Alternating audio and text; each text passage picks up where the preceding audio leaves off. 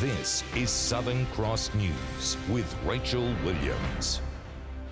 Good evening, everyone. Thousands of Tasmanians have gathered across the state today, marking 100 years since the bloodshed of World War I finally came to an end, remembering the signing of the armistice a century ago, a milestone now described as the most significant in Australia's military history.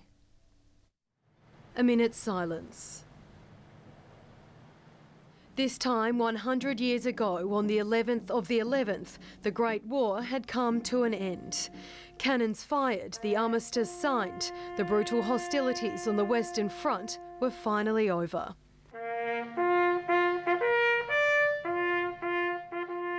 There would have been an overwhelming sense of relief, I think, throughout the world. Their husbands, uncles, brothers would no longer be killed and that they would return home. Remember all who have been engaged in defending of freedom, their bravery and dedication, their patriotism and humour.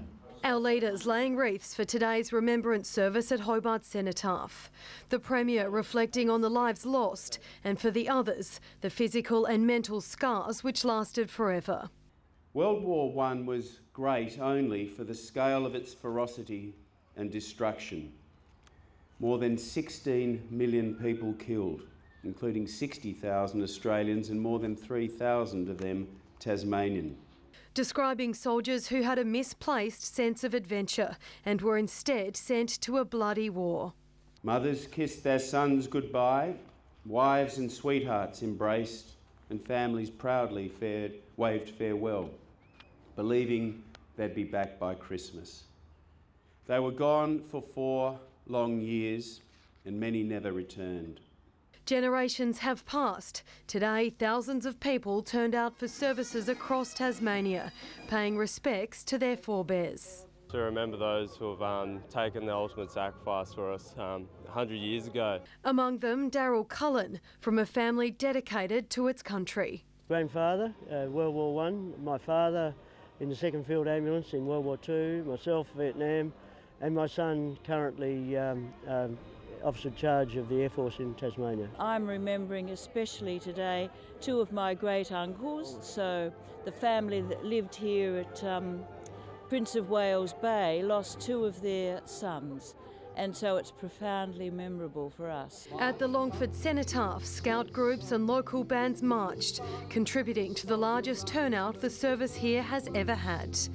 4 US Marines in Tasmania, symbolic of their country's historically strong ties with Australia. Just here to show our support with our Australian brothers and sisters in arms. Australia and the United States have worked together, through history in many situations. Hundreds of knitted poppies on display, representing the colour they sprouted in the battlefields when the conflict finally ended.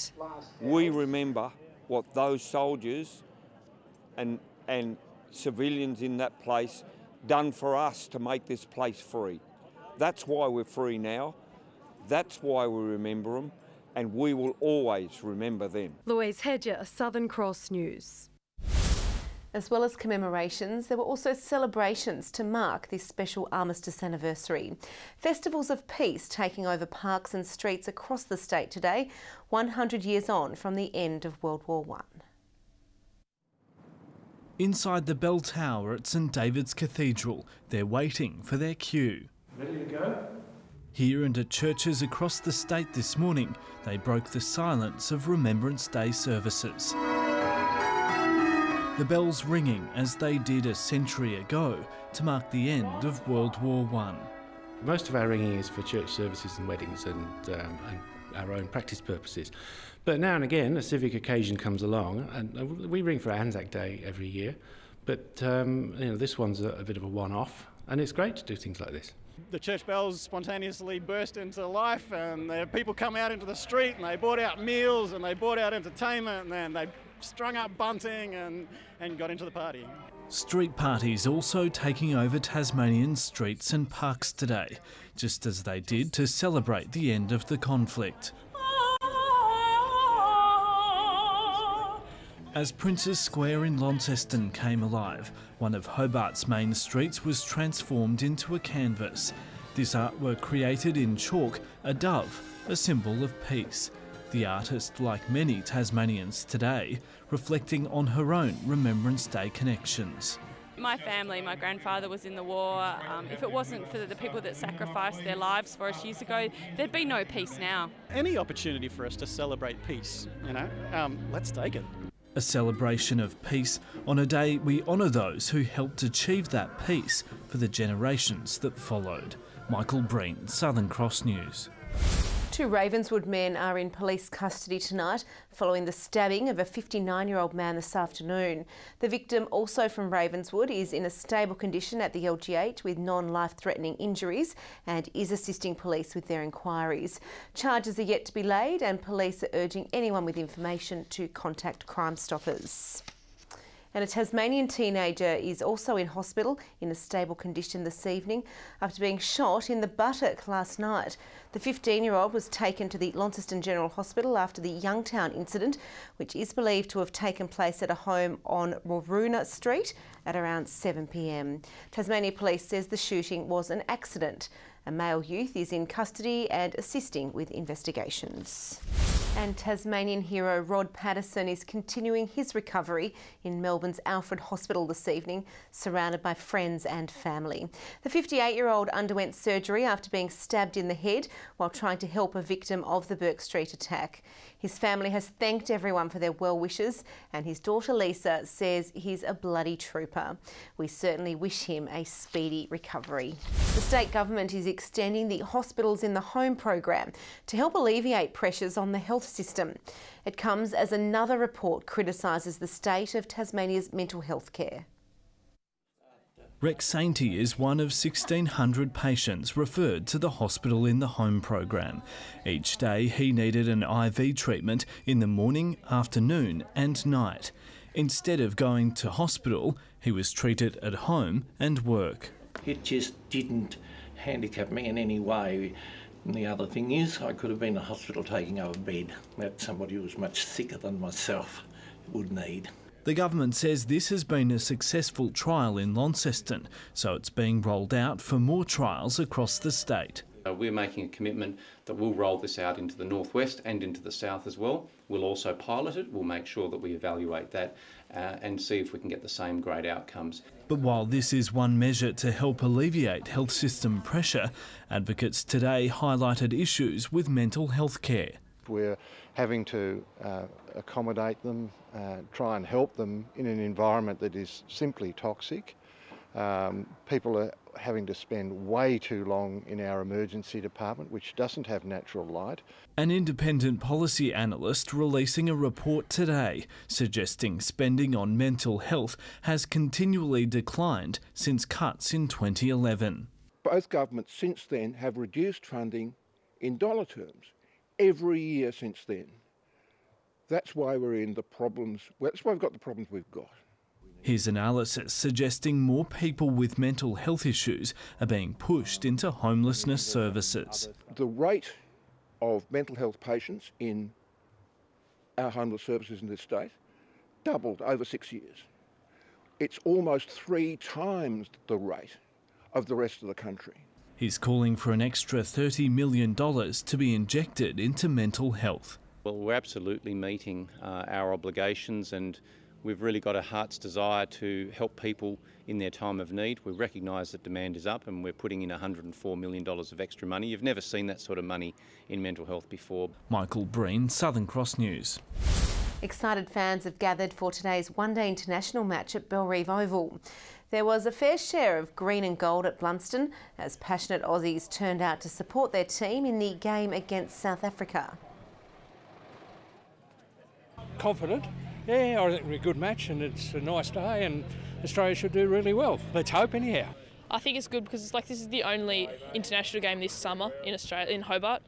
So it's good just for people, local people, to actually get to see Australia playing.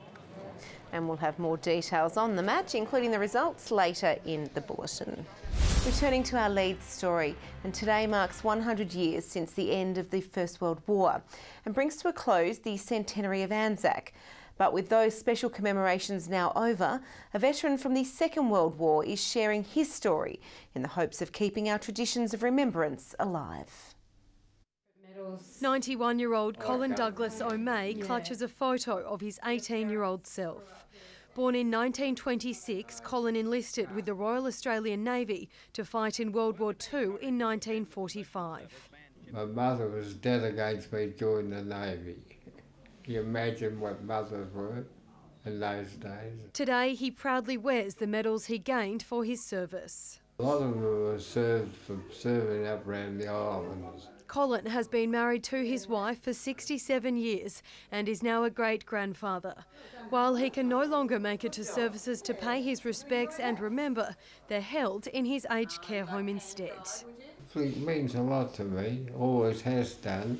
Knew some old fellas who, knew old blokes that served in the First World War, and they've all passed on. We really need to understand what they've done and what they went through, in the service of our nation. It really is a good thing to do. For the past 4 years, we've been marking the centenary of Anzac, our country's participation in the First World War. With that period coming to a close today, some are concerned interest in future commemorations will wane. Personally, I don't think it will.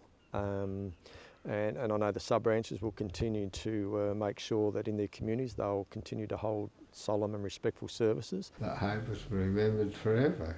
Louise Hedger, Southern Cross News. An interstate rider has taken out this year's Stand Shaker Classic in front of a huge Launceston crowd.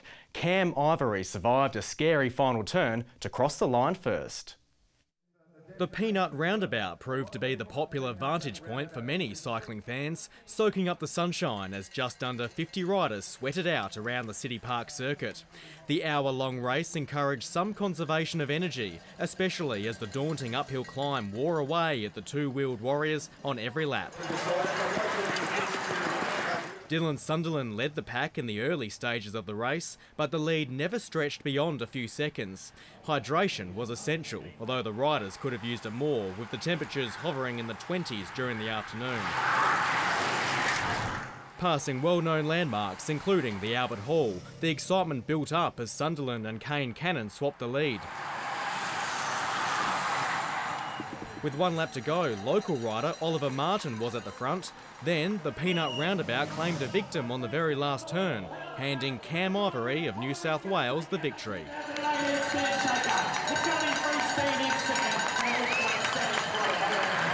And earlier in the day, the new 5-kilometre running challenge took place. 15 athletes circled City Park for the inaugural event. Launceston's Josh Harris was the winner.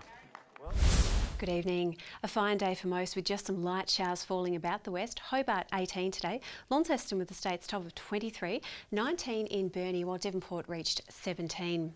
Elsewhere, the Friendly Beaches and Ooze 21, Smithton 20, 19 at Grove, Scottsdale and Sheffield, Low Heads and Helens and Maria Island all 18, Strawn 17, 16 for King and also Flinders Island.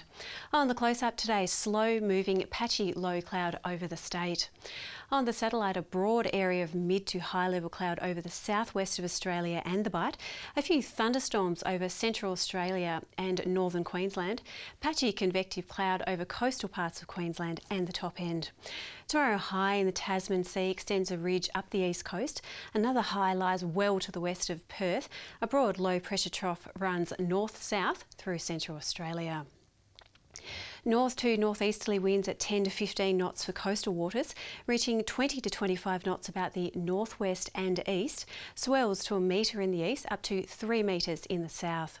A fine and warm day in Hobart tomorrow, 23. Dover, 21. Ooze, partly cloudy and 24. A fine day in the north, Launceston, 22. Devonport, 19. 21 on the way for Scottsdale. A cloudy day for Burnie, 19. Strawn, 22. Stanley, a cloudy 19 also. Fine in the east, St Helens 21, Swansea 23 and Ross expecting a top of 21 degrees. The UV forecast high for Hobart, very high for the remainder. As we turn to Tuesday, showers developing about the north in the late morning, extending to the east in the afternoon, mainly fine and warm elsewhere. Showers on Wednesday about the west, extending to the south and east from late morning, fine elsewhere.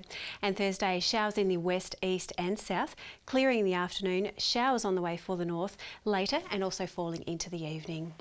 A fine day for Perth tomorrow, 24, a cloudy 32 32 for Adelaide, Darwin 34, 26 in Brisbane, Sydney mostly sunny and 25, Melbourne a warm day, a top of 30 degrees.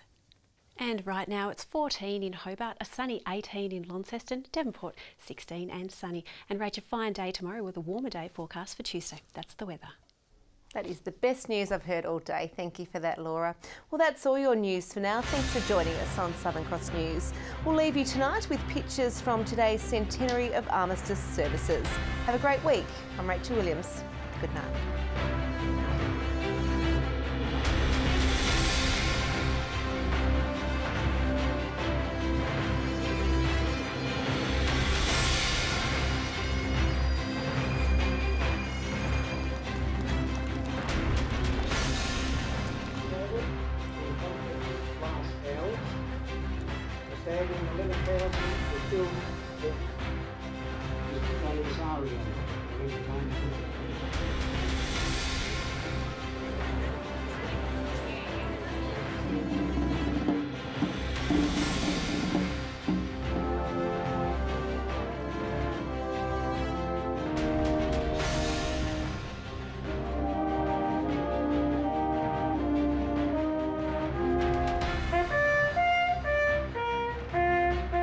Today on the special occasion, and on behalf